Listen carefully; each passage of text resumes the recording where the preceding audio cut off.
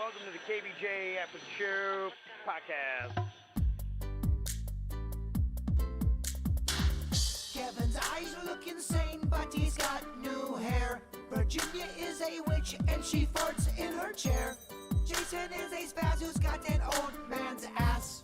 Welcome to the After the Show podcast. Yeah, hello, and here we go. Happy Friday. Welcome to the KVJ After the Show podcast. Weekend time. Good stuff. I'm excited. I am too. Yeah. Kickoff of the NFL season happened last night, and we got a home Dolphins game on Sunday. Yeah, pretty sweet. Pretty pumped about that. It's going to be a big year for the Dolphins. I hear that every year. I know. You kind of do. I almost didn't really believe it when I said it, but The optimism, though, it's cute. it is, but I think about everybody. That's the beautiful thing about the beginning of the season. Yes. Is everybody's got hope. And they're like, you know what? I think this is going to be the year. It's going to happen. It's New Year's again. It you is. get a reset. It's a reset button. Yeah. So I was like, oh yeah, it's exciting. It sucks though when you know pretty quick on into a season that, oh shit, we're gonna fucking suck. Like poor FSU. Do They they? went, ugh, first game. They suck Ugh. this year. Well, they went undefeated last year, and we're like supposed to be in the national championship, and to go from that to this, Mags and all her little friends are like, meh. Yeah, that is rough. Yeah, they. In fact, the trolling thing that I saw, because it's a 12-team playoff now for the first time ever in college football, and already all the Gators fans and Canes fans have been sharing this meme that shows the quarterback for Florida State, and it says eliminated. Oh, damn. Yeah, they're pretty much they're 2 games in, and they're not going to make the playoff. They memed his ass. Yeah, they memed his ass, and that was the big thing. They wanted to make the playoff so badly last year and didn't. So, yeah, that'd be a tough year. Get in line. We all want to make the playoffs. Just We in do. life. Just in life. Just You're in right. life. I'm trying to make them still. Whatever your own playoff is, we want to be there. We're still trying to make the playoffs. Yeah, so we'll see.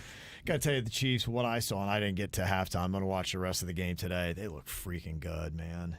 Just part of it, too, is you look at the Miami Dolphins, and they're supposed to be a fast offense. The Chiefs were super quick. They got a new guy that is just, you can't even see him, Virginia. He's like a blur. He's like the Flash. Well, they got a new play caller, too, named Taylor Swift. Show some respect. That would be Coach Swift. Yeah, it's going to be interesting to see just where our tolerance with this goes, because I know our audience is so annoyed with the Taylor stuff. And when is there going to finally be backlash? Because it seems like right now where the NFL is, they're like, everybody loves this thing. They were showing Taylor Swift an obscene amount of times during the game last night. Like I said, I was at 3, which was my over-under. I thought maybe you'd have 3 glimpses of Taylor Swift. I wasn't even at halftime, and I'd already seen her 3 times, and every time like, oh, there she is. There she is. She is seated. Now we can begin football. To your point, though, not everyone is into it. There's a good amount of people in our chat room that are over Taylor Swift. I'm not sure if that's the correct sample size, but not everyone is up for Coach Swift. I'm there. I'm starting to get there. Yeah, Michael's like, please, enough already. We're mocking it. I'm starting to get there. We're mocking it, though. I hope But- everybody knows that. Like, we know it's ridiculous, too. It's silly. Yeah. It's silly, and it's funny silly. Well, here's the thing. Like the NFL right now, they're like, it's working. They're getting, look, anything that's going to make money and drive up numbers, they're not going to get away from. So, and I love that. And look, and I do it too. But you're yelling and you're like, we're all over it. Well, no, clearly not everybody's all over it because it's still working. So you're over it, yes. It's like anything. And I get it. She's on the top of the mountain, and you can't get to the top of the mountain without getting some haters, and then everyone reports on it. Right. So if you already don't like her, and then your regular stuff you're getting now is being inundated with Taylor Swift shit. Taylor Swift shit. Who? Taylor Swift. It's Friday. Taylor Bone on Who bone. the fuck is Taylor Swift? She's making a Swede film? They already have some betting props that you can do regarding Taylor Swift. How many NFL regular season games will she attend? What does Cannon say? He doesn't know any. I don't even. Honestly, I would not be shocked if he doesn't really know who Taylor Swift is. That is so not on his radar. Yeah, I don't know any of the artists he listens to. Does he listen to music? I think a little bit. I think he and his friends have it, but I don't really ever hear him. The only music he really listens to is what pops up on the TikTok. Does he have headphones in a lot or the earbuds so you may not know? No, not really. Now, he does a little bit more, I see, with football, because kind of what they do is, I guess the cool thing, they all have their beats or whatever, and like I see videos because we have the family thing, and I saw him on the team bus the other night, and they all kind of had headphones on. Yeah, Caitlin's in the chat room. Yeah, she said Cannon listens to NBA YoungBoy. You guys a big fan of him? I don't know what the fuck you're talking about. Is that basketball rap? I don't know.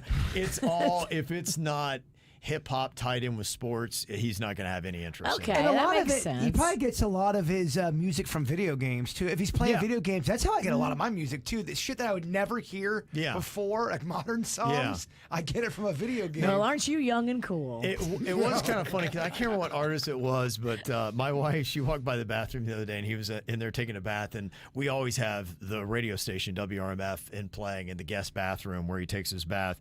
And Kim was like, he was just in there singing. I can't remember what it was, but it was some pop song you'd never imagined me singing. So, Espresso. Yeah, it was. It was like espresso.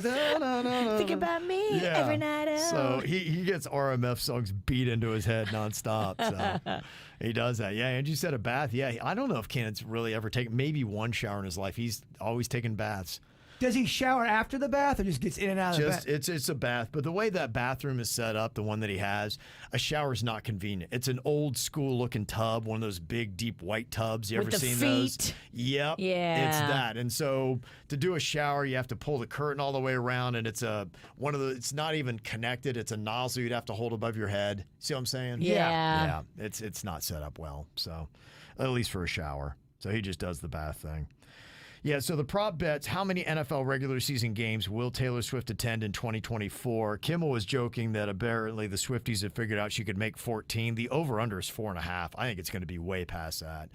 I wouldn't be surprised if they actively, with all the networks in the NFL, is talking to Taylor Swift, and there's probably a bounty to have her there. I would not be shocked because there's so much money tied into it. You're right. If she's there, the tune-ins. Yeah.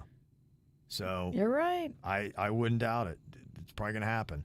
Will Taylor Swift and Travis Kelce marry and win the Super Bowl?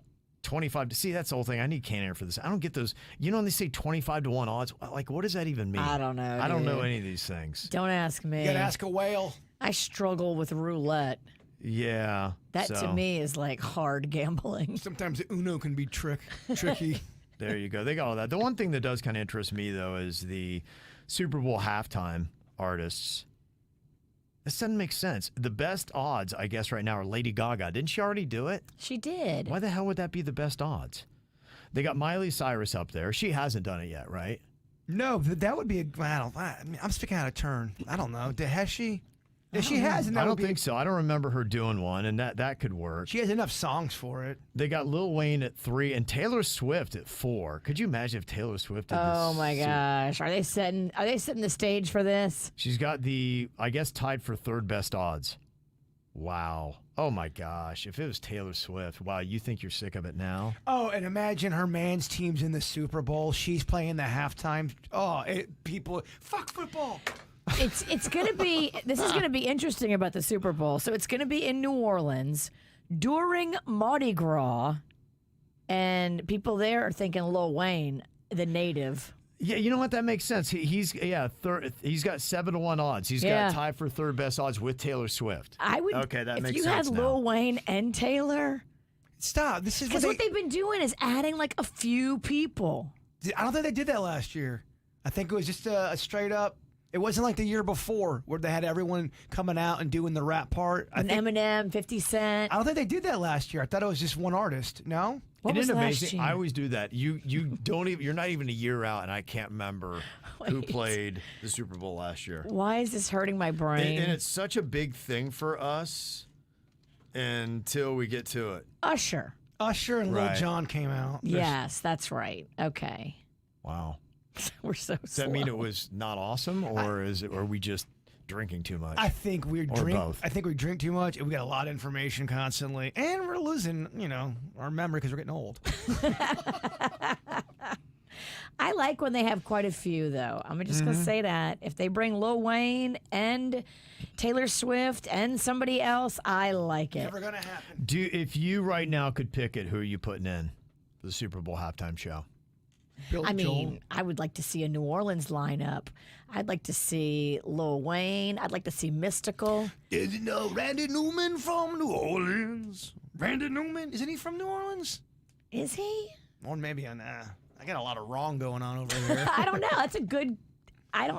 He sounds like he is. He sounds like he should be. He totally sounds like a growly Cajun. Great pick, Bird. Randy Newman. Who the fuck is Randy Newman?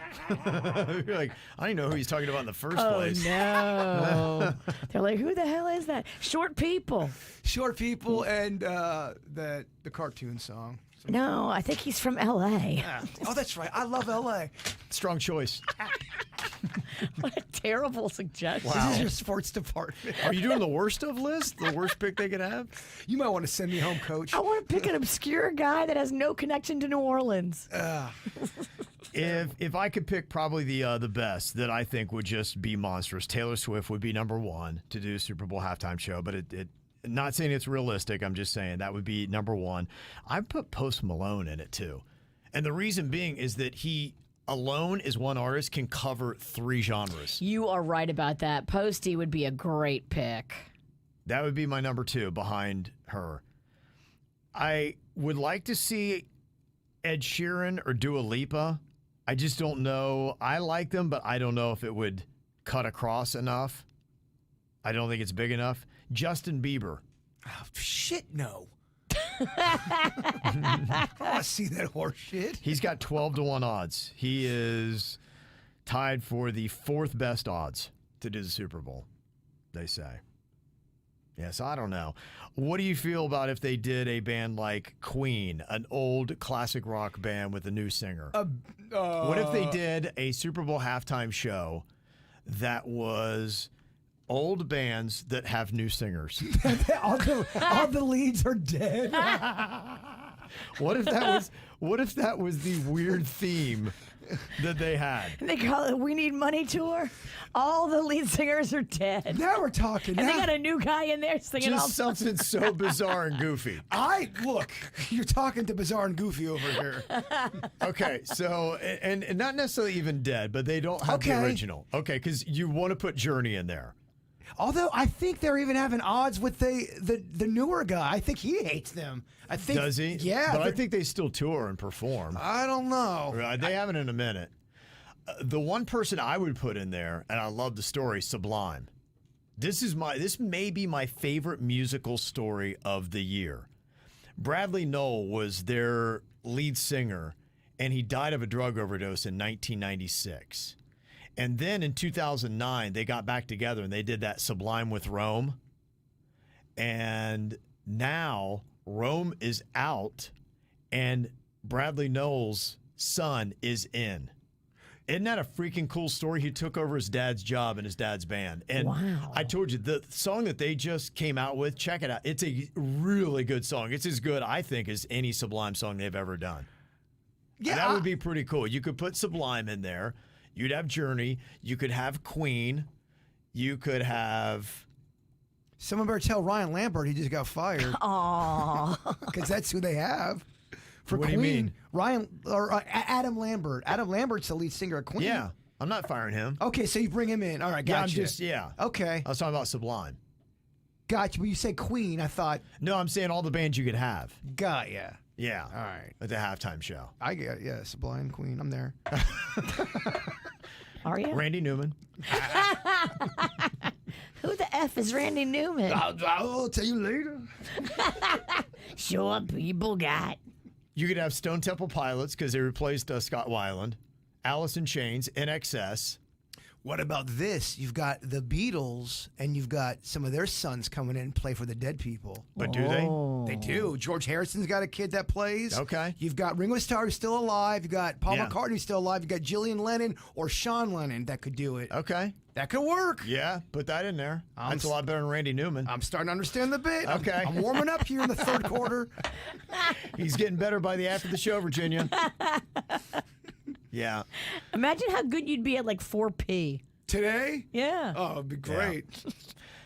And somebody that is putting it right, text from the 772 said, Taylor Swift is there for the non-football fans. Regular fans are going to watch regardless. It's just amazing how nobody really seems to get it. It's a smart move by the NFL to make more money. And that's what they are. They're a business. They're there to make damn money. They don't give a shit about your complaints. They care about that green. No, they do not care. So there you go. That explains it. Well, the interesting thing about this is when you do talk about music, it is very subjective. And, people always have comments. It's like pizza. Yeah, it is. Everybody's got something to say. Yeah. And so it was kind of interesting because, we get comments all the time. And look, when I was a young dude, I was always saying, oh, man, our station, we play crap, and I thought I knew everything about music. And I was with the guy who was our program director at the time. And I said, I'm out. I'm hanging out with, who is the target demo. And nobody likes any of this music. I don't know, what you're doing. And then he showed me ratings and he said, we used to play what you're telling me to play. And you see where our ratings were? I was like, yeah, okay. And he's like, and this is what we play that you hate right now. He said, you see where our ratings are? I'm like, yeah. He's like, you know why I'm here? I said, to get ratings? He said, yeah. And you're like, all right, I'll shut up now. And then he started showing me some of the music research that they get back and everything about it. I said, yeah, but you just beat songs into the ground. And then he had me watch one of the focus groups where they get a room full of 20 people. And they were going around and they mentioned our most played out song that I couldn't even believe it. And they were going around the room and 3 people knew the song. Wow. I'm like, there is what are these people doing with their lives? How do you not know this? And he said, you like music. He said, 10% of our audience maybe is an avid music fan. That's what I've come to realize too, is that not everyone loves music like me and a Ralston. And we're always listening to shit. If we're not doing work, we're listening to music. Yeah. And so I got a couple emails here.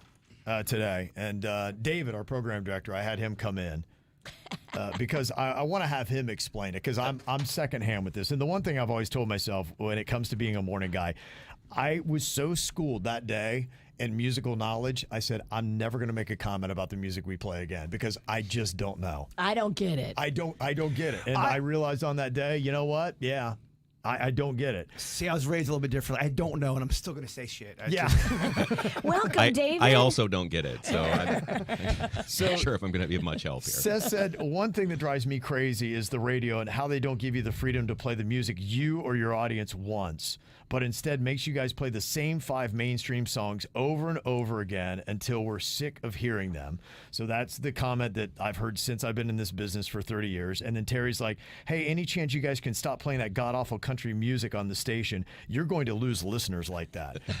And so, we hear all these comments all the time. And I am curious. And I've said this, too, that I hear a song that I like, and I kind of root for it. I'm like going, I hope that does well. And it was kind of interesting because Chapel Roan is one that is interesting to me, and that Pink Pony Club, which I'm sure that song is on your radar. And I saw some girls, it was a viral video. It was this guy, and he's like, this is what it's like taking my wife and her friends out to drink. And they look like they were probably early 30s, maybe late 20s, and they're hammered. 3 pretty good looking, the kind of girls that you'd be like, all right, we want them listening to our radio station. And they were screaming the lyrics to Pink Pony Club. God, they sound annoying. This Chapel Roan is massively huge. I saw the crowd that she drew at Lollapalooza. She was, probably the biggest draw there. And I was kind of rooting for it. And then, oddly enough, Wednesday night, I was just going through the Billboard charts, and I couldn't believe how low Chapel Roan was on the Billboard charts. And I think that is another lesson. When we're in a group and you and all your girlfriends are like, we all know all the lyrics to every Chappell Roan song. I don't get why they don't play it more often. And then I look on the Billboard charts and it's 52 or something like that. I'm like, what the hell, man? I don't get it. So how do we pick the music? And I know there's a thing that when we get our research back, it's called burn. And the burn is how sick of this song is your audience. And that's the one thing they always have on these music tests that I can't believe. It's a song where you're like going, if I hear that song one more time, I'm going to punch myself in the face. Unstoppable. I will not stop punching myself if I hear Unstoppable one more time. And then I'll always ask, just for fun, in fact, just if you want to get really irritated, I should start giving out the burn scores, because you will want to punch yourself in the face. You'll be like, this song is not burnt. People are like going, I don't even know what it is. And then they do Familiarity. Is that another one? That's another one, yeah. And it's a song where you're like, how does everybody on planet Earth not freaking know this song? And you're like, I've never heard of that. What is it? It's so unbelievable. So what is it, David? You look at all these categories, and how do you pick the songs? Yeah. How much of it's gut? Because I think a lot of times they think that we're just like, you pick what song you want to hear in your playlist and you put it on. What makes a song get played on RMF? And if you don't know, it's got to be the best testing song to make it onto the KVJ show, right? Yeah, I mean, first, the bar is high for songs to even get on WRMF, right? So we're only playing the best of the best. And for the KVJ show, it's even higher because we know that the audience here has been with you guys for a long time, and they know what they want. So we make sure that we're only playing the best of the best for the KVJ show and for RMF. So, thank you, sir. So it has to really prove itself before you guys even get to hear it on the air. Like I think you were talking about "Birds of a Feather" recently. Yes, and I'm like, what a great sounding song, and I was so happy when that got added, because I'm like, it means the song is doing well. If we have it in mornings on KVJ, it is a massive, mass appeal song. 100%. And so, but it takes a while to get there. So until we know that the data backs that up and supports it, then we don't want to risk putting it on and having somebody go, oh, I don't know what this song is, or I don't like this song. And so we don't put it on the show until it's at that point where people are very familiar with it, and it's got proven data behind it that says people are downloading it, they're streaming it, they're consuming it. What is that data, and where do you get it from, and how frequently do you get it and look at it? Yes. So without giving away the secret sauce and giving away too many secrets of what we do, but there's a lot of different factors that go into it. First, the record labels. And I don't know how deep in the weeds you want to get, but the record labels all have the songs that they want to push. So, for instance, Chappell Roan, Pink Pony Club is number 50 on the chart because the single that they're pushing right now at top 40 is Hot to Go. Right? It is. A lot of it is politics too. Yeah. So the record label decide their marketing plan and what they want to do with each format for different types of radio stations. Usually, the top 40 stations will lead with the song, and then the station like WRMF will follow. That song and then other stations itself. will follow that station. I remember that because I'd done my internship at a station in New York City at Z100, and they had always said if a song gets played here, then everyone around the country will follow and start playing it just because they're sheep. Well, they're just like, hey, yeah, they think that they're the smartest people in it. Yeah, and so we use a lot of once the record label says, hey, this is the song that we're releasing as our single from this album for now. We look at predictive data, so what's happening on TikTok and YouTube and social media, Shazam.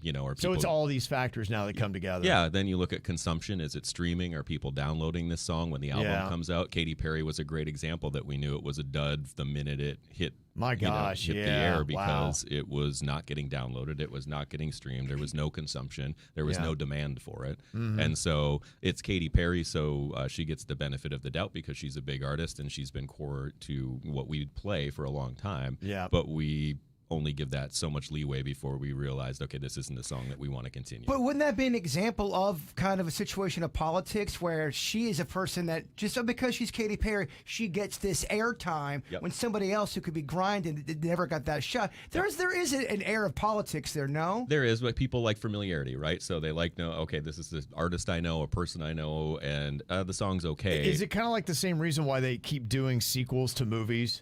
Because it worked once, let's try it again, it's right? Familiarity. So it's the same thing with an artist. An artist can come out with a complete crap song, but just because they're like, well, people know it's Katy Perry, so let's give it a shot. Yep, and then she got the benefit of the doubt on that because again, she's a huge artist with a high profile. She had past her music career was doing Idol and so she had pop culture familiarity, but that doesn't mean that there's demand for new music from her or to listen to her songs. Now, she might have another one that's great, and we'll all think she's fantastic again. But this one came out, and we all kind of went. She doesn't. Bird's checked it out. He's done. Well, then does that happen in the industry where the chatter is that Katy Perry her career is basically over, and so then it flips? And they're saying, don't touch a Katy Perry song because it's just musical death? I think that Have you seen that happen with an artist? Yeah, so like this first, when Woman's World came out, because it didn't do well, it's going to be harder to get radio stations to play her next song because, burn us once, and we're going to not be as optimistic on the second one. So again, unless it's undeniable and programmers that, do this every day hear it and say, okay, this is going to be a hit, it's going to be harder to get her song. Record label right now is probably freaking out because she's not doing great. They put her on the Call Her Daddy. I don't know if you've seen the response on that, but I've not seen favorable stuff about her appearance on Call Her Daddy, which that probably was a Hail Mary, right? Probably. They probably booked that to say, we got to try to save this album. Yeah, the album, the album's coming out. They want to make sure that they have some type of a profile for her so she's in the public eye. And again, hopefully she has a great song off of it. But I haven't heard anything about what's next from her. Not that there won't be. And she's definitely worked us more than once. May I remind us about Daisies, Daisies, Daisies. Remember that horse? She named her kid Daisy. Well, she made a shitty song about it. How sad is that kid?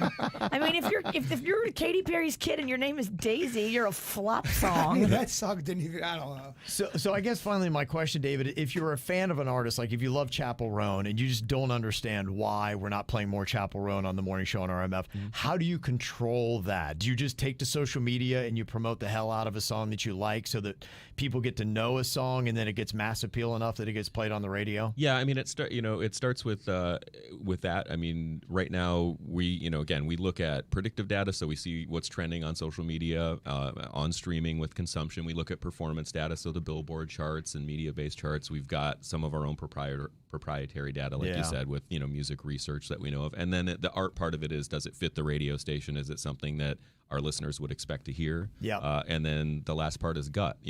How do we feel about this song? The one thing that you brought up earlier that I think is interesting is the complaint about, hey, if you play this song again, I'm going to hit myself in the head. Well, we play probably 5 or 6 other songs the same amount of times, but because they don't annoy you, you don't notice it. So it's if you particularly hate a song, but if it's a song you like, it's like, oh, I could hear this again and I enjoy it. Yeah. And that's the burn score, right? So if you hate it, then every time you hear it, you want to, you want to put your head on the dashboard and bang it. But if you like it, then you're. And there you go. The science of what we do. I got a question for you. Uh-oh. Okay. Yes, is appropriate. Oh, no. So as a music programmer, would it make you mad if, because you just went with us to Morning Show Boot Camp, where in San Diego you had all these different morning show people assembled in one town, and often this group of people has thought about doing something rogue as a group to upset the system. What if everybody at Morning Show Boot Camp decided that on Monday morning they were going to go back to their radio stations and play like Randy Newman on Monday morning during their show? Would that freak out the apple cart? It would get some attention. I think any attention's good attention. So we should do that. I'm sure the KVJ Nation will tell you if they like it or not. They will. You'll know pretty quickly. There's a lot of comments about it, about what we're talking about. It's one of them things where I don't think you're ever going to make everybody happy. Right. There's other things I think too. I think there's a lot of power and money behind some of these songs and artists. And if you've got all this money invested in a Katy Perry, you're going to be at the top of the line. Your other people are not going to get in as much as Katy Perry because will. Here's what it is in the music industry, you have somebody that is an advocate for your song and is pushing you. And they have power and authority. And so there's a good song. That's why a lot of times these artists, they get with a record label that is promoting them to get them on the radio to make them famous, but then they control that artist and they take all of their money. That's why it's so risky for these bands when they go solo and say, I'm going to try to do it myself, because you don't have that person then making the calls and calling David and saying, hey, get this song on here. If you do, all these kind of things could happen. We could do these kind of promotions. And it's got nothing to do with talent. It's got because you ain't got cheerleaders and people moving people out of the way for you. It made me think, because Virginia was playing a popular sound on TikTok, and it was a song that I loved from the 80s. It was an alternative song. It's that Cry Baby Cry Cry Cry. That song that was out there, and it's all over TikTok now. And I even hear my son, I'm like, well, what is he playing that song for? The song was a mild hit, maybe, in the 80s when I was a kid growing up, and I've always loved the song. And now all of a sudden, it's everywhere, and everybody knows that song. It wasn't a shitty song. It just didn't have It became a TikTok sound. And that's what's so fascinating is how TikTok is. Don't get us knocked off. Don't get us knocked off. Yeah. I took it off. Kate Bush was a good example of that, too. Yeah. That was one that had a resurgence because of.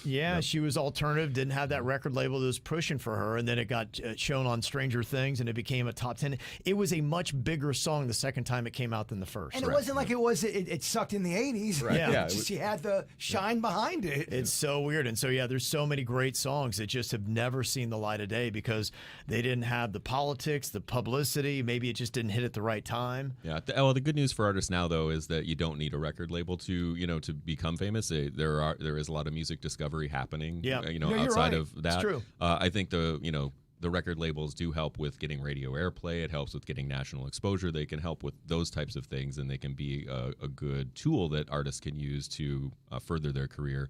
But a lot of artists are starting with being discovered on TikTok or other platforms, and then the record labels find them and say, "Oh, you have a following, and you've got people that want to hear your music, so we'll back you up." Right. Okay. Who do you think should play the Super Bowl? Oh, that's a good question. I said Post Malone. Well, I said Taylor Swift would be number one, and my second choice would be Post Malone. Yeah, Taylor's a good choice. I think that would be, especially if the Chiefs are in it, that would make for an interesting storyline. She'd be good. Post would be good. Old school. What about an old school? Old school. How do you feel about Randy Newman? Not Randy Newman. That was a shitty answer from earlier. Bird's pushing for Randy Newman. Will you tell him how shitty it is? That's pretty shitty. Yeah, I know it's shitty. That's all good. That's hard to answer. I think Dua Lipa would put on a good show, but I don't know if she's got But again, I think because we're in the Dua Lipa world, I think if you went to middle America, I think of my hometown, if I went and polled 10 people walking down the street in Logan, Ohio, and mentioned Dua Lipa, maybe 1 out of 10 would know who the hell I was talking about. Yeah, she doesn't have the mass popularity that you need for like a Super Bowl show. Yeah, and if I asked who should play it, they would say like, well, I don't know, we got like Merle Haggard or Then they kick your ass, then they shoot you. You're right. Order. Yeah. And they kick your ass again. Yeah. It's not dead enough. Thank you, David. All right, yes, thanks, guys. Thank you. Appreciate you. Yeah.